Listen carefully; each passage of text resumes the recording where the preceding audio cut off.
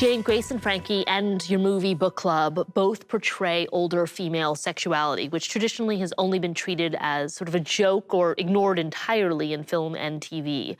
Curious, why haven't we seen it until now, and why was it important for you to be a part of a project like this? Culture doesn't like people with wrinkles to be talking about sex. Or just Kids people don't with wrinkles. either. They don't like to think about their parents doing it. You know what I mean? Yeah. But the fastest growing demographic in the world are older women. And a lot of them are doing it very pleasurably.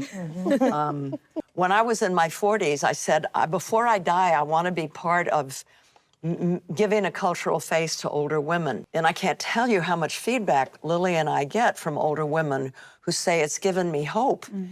And not so old women saying, I now see another way forward, you know? So I think it's great that we're doing it, and we're having a blast, actually. Is the line different when you're dealing with older women versus a 25-year-old woman in terms of what you can do and how far you can push it? Sure.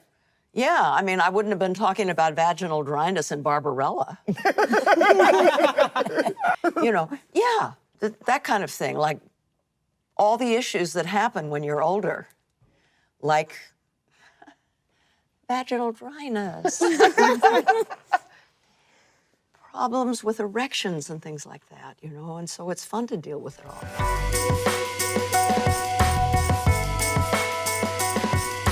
For better or for worse, how do you wish you were more like your character?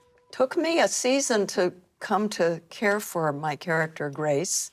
I had to go back into therapy and start Prozac. Wait, why?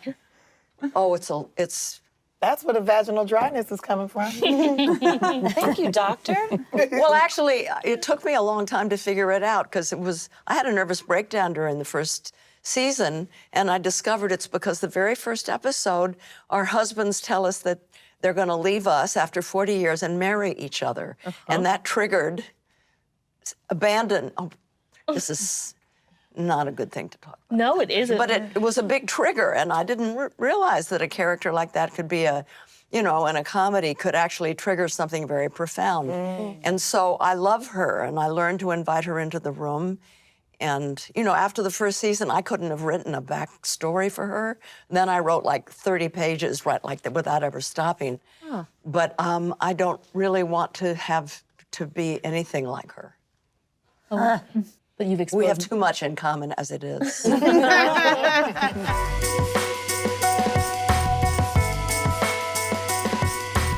What have you learned from how to handle the peaks as well as how to handle the valleys? Embrace it all, you know, and it doesn't have to peak and then be all downhill. It can peak, and then, like, I'm over the hill in a chronological sense, but there's a whole vista out there that I didn't anticipate. And so you can reach the peak and then you can go down and it can be just as interesting, you know, and what other people think are the peaks and valleys, I think it's a good idea not to pay too much attention to it. With everything, you have to just enjoy where you are. What's for you is for you. I think before, when I first started, I thought that you got to a place where it was done. But it's not always, it's not in the way that you think. There's always work.